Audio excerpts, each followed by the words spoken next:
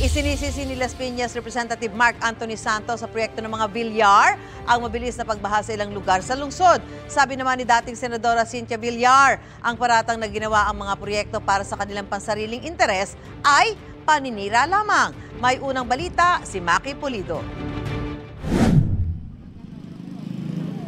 Noon pa man, sabi ni Claudia, problema na ang baha dito sa barangay Zapote 2, Las Piñas City. Umaabot po ito dito, tapos hanggang pumapasok po siya sa loob hanggang may hagdan. Hanggang dito po. Nitong Hulyo lang dahil sa ulang dala ng habagat, binaha ang maraming lugar sa lungsod. May pinupondohan namang flood control para sa Zapote River, isa sa pinakamalaking daluyan ng tubig sa Las Piñas, ayon kay Las Piñas Representative Mark Anthony Santos. Pero sabi niya, sa halip na magsagawa ng dredging at linisin ng DPWH ang Zapote River para lumalim at dumaloy ang tubig, nagtayo pa ito ng kalsada sa gilid ng ilog.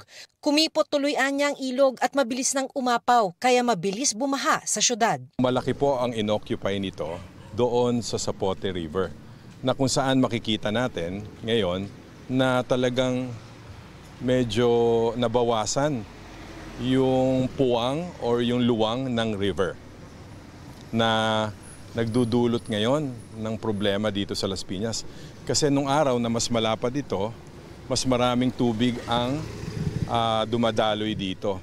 May gumuho na ring bahagi ng riprap. Ang bahaging ito ang kasalukuyang kinukumpuni ng DPWH.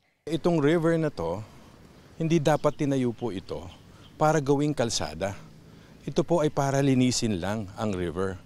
Pero kitang-kita nyo po, ang mga nag-initiate ng mga predecessors ko po dito. Conflict of interest po, very clear dito. Kasi po lahat po ng kalsadang dinaanan dito, papunta po doon sa mga lupa nila ng mga Villar. Kasi nagpagawa po mga bridge dito, papunta lahat dyan sa mga properties nila. Ang dulo po nito ay isang malaking mall na pag-aari din ng pamilya Villar. Ayon kay Congressman Santos, noon pang 2012 sinimula ng kalsada na may haba na ngayong hindi bababa sa 10 kilometro. Habang binabaybay namin ang Las Piñas Zapote River Road, may mga poster na nagsasabing proyekto ito ng magkapatid na Senador Mark at Camille Villar at kanilang inang si dating Senator Cynthia Villar. Si Santos ang nakalaban at nakatalo kay Cynthia Villar sa pagka-congressman noong nakaraang eleksyon. Wala naman pong question. Sino naman po magbe-benefit dito? Nagrereklamo po ang mga kababayan ko sa baha ngayon. Maging mga creek, tinayuan na rin ng kalsada, tulad dito sa Talong Creek, Barangay Pulang 2. Ang bahaging ito ng creek, nagbuka ng kanal sa Kipot dahil sa itinayong kalsada. Noong September 2024, ayon sa mga residente, gumuho ang retaining wall dahil sa dami ng tubig at naipong mga basura sa creek. Sa unang pagkakataon, binaha ang kanilang subdivision. Gumiba siya, nag-breach yung aming wall. Pinasok kami ng tubig. Kinakatakot namin, papasok na naman ang tag-ulan.